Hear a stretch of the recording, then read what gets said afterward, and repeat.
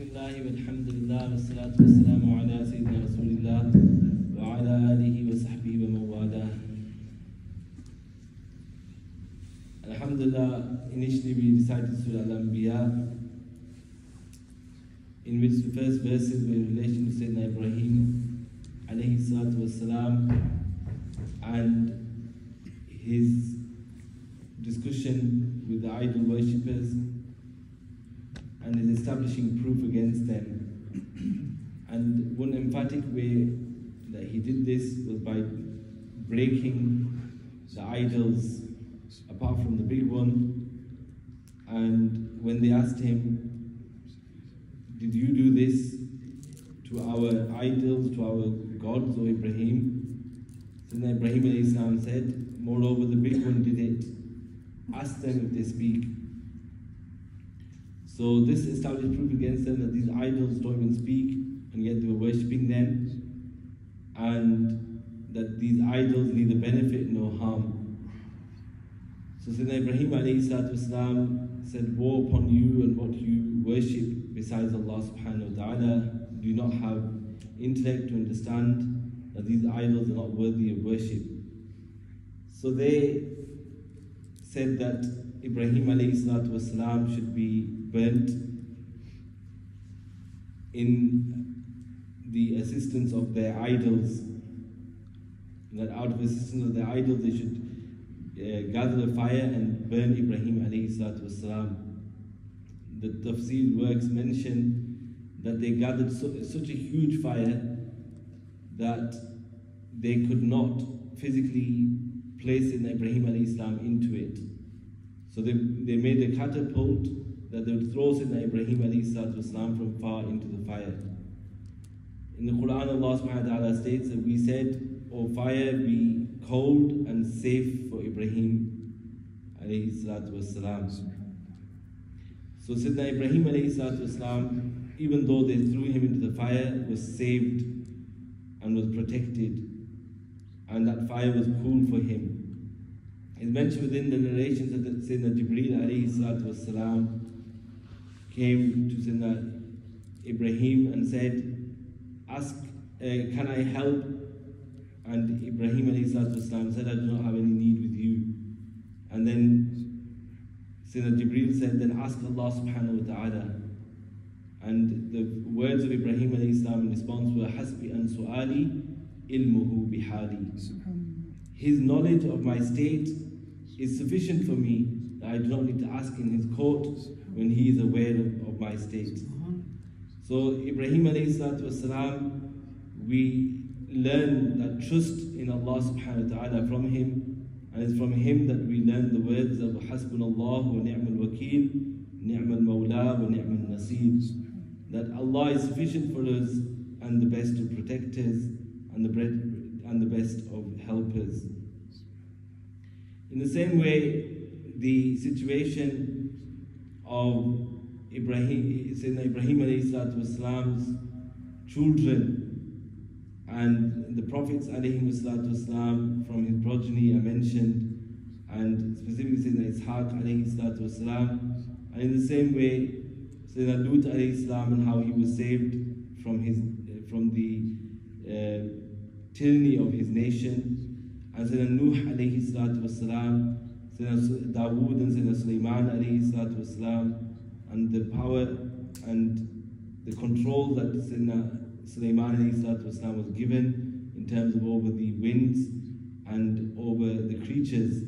And in the same way, Sayyidina Ayyub alayhi salam and his patience in difficulty and in illness, and Sayyidina Yunus alayhi salatu wasalam and his state whilst in the realms of darkness within the fish, and he said, La ilaha illa anta subhanaka inni kuntu min al-zalimeen. And these words have become the words that are known as Ayatul Karima, the words which are from those mentioned within the narrations to be powerful to the extent that it means for acceptance of dua. And in the same way, Sayyidina Zakaria alayhi salatu wasalam and his dua for Sayyidina to be blessed with a child, and the glad tidings given to him of Sayyidina Yahya والسلام. And then amongst the verses also is that Rasulullah ﷺ has only been sent as a mercy for the entire world and universe. And then Surah Al-Hajj, and in Surah Al-Hajj specifically, whilst there's so many verses, but specifically as it's called Surah Al-Hajj, Sayyidina Ibrahim ﷺ being told to call out to the people, and that the people will come from every corner of the world, and every narrow place and vast place, wherever in the world, they will all turn towards this land and they will come to perform Hajj. And in Surah Al-Hajj, there are two sajdat al-tilawa, meaning written, even though the last one is according to Al-Imam al-Shafi'i rahimahullah ta'ala. Now the four Imams, they differ in relation to the amounts of sujood al-tilawa within the Quran. According to both Al-Imam Abu Hanifa rahimahullah and Al-Imam al-Shafi'i rahimahullah ta'ala, there are 14 sujood al-tilawa within the Quran. But which ones are they? They differ about this.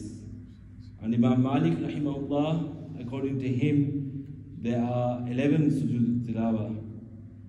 After Surah Al-Hujurat, meaning in the Tibad al-Mufassal onwards, wherever there is sujood al-tilawa, wherever there is sajdat al-tilawa, Imam Malik rahimahullah does not class that to be sajdat al-tilawa. For example, at the end of Surah Al-Najm, and in the last juz in Surah Al-Inshiqaq and Surah Al-Alaq, somebody has asked a question in relation to this, and the basis for this amongst the fuqaha is very, there's various reasons they mention, but specifically, why do we as Ahnaf, or followers of Imam Abu Hanifa rahimahullah, not do sajdat al-tilawa in the last, one of the last verses of Surah Al-Hajj, is because the sujood al-tilawa that is done due to the command to do sajda. Where there's a command to do sajda, then we go into sajda. There's actually an answer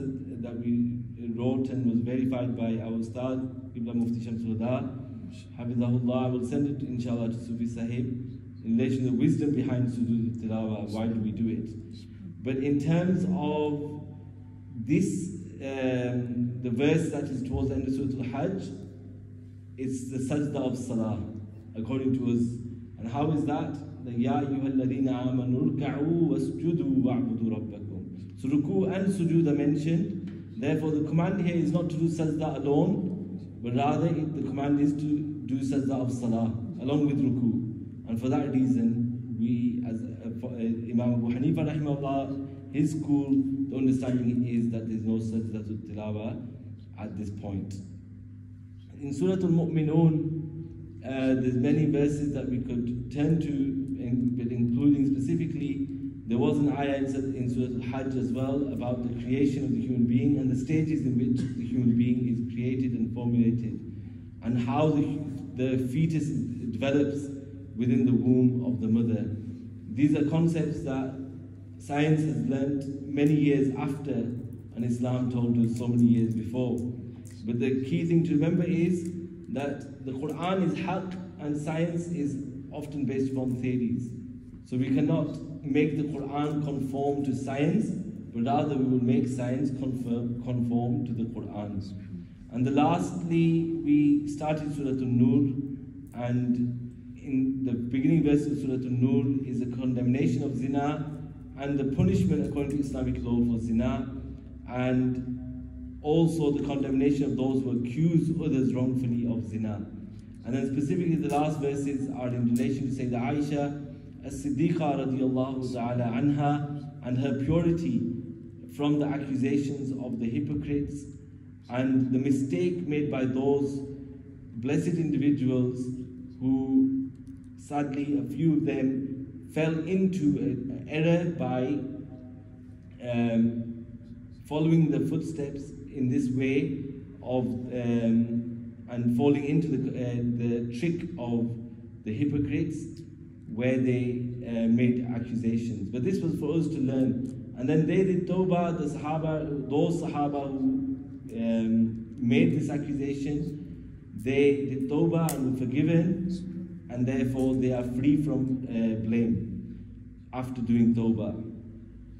The words, the ayah that I will conclude upon from those verses is إِنَّ الَّذِينَ يُحِبُّونَ أَن تَشِيعَ الْفَاحِشَةُ فِي الَّذِينَ آمَنُوا. Indeed, those who love that fahisha, that evil spread amongst those who believe, لَهُمْ عَذَابٌ أَلِيمٌ فِي الدُّنْيَا وَالْآخِرَةِ. For them is a painful punishment in the world and in the hereafter.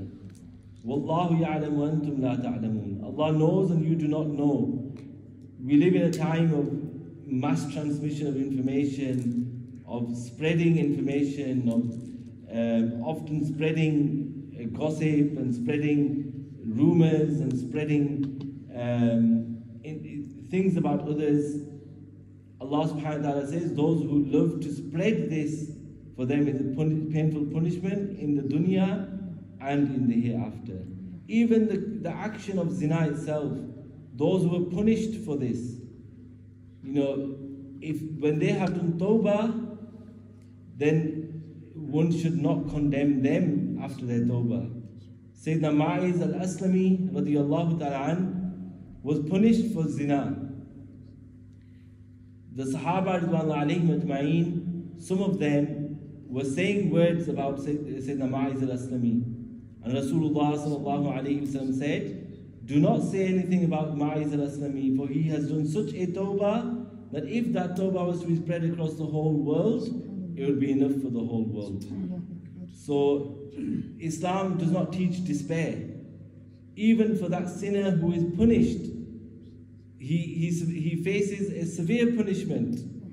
But Islam does not teach hatred for that sinner, because even in that state where that sinner is being punished, physically punished, but it does not mean that we are making him despair from Allah's mercy. If he does tawbah, then he can still gain proximity to the court of Allah subhanahu wa ta'ala. And we never close the doors of Allah's mercy for anyone. And who are we to close that door? And who are we to make ourselves have authority over that mercy, which is vast? For we are in need of that mercy, and we are in need of that forgiveness.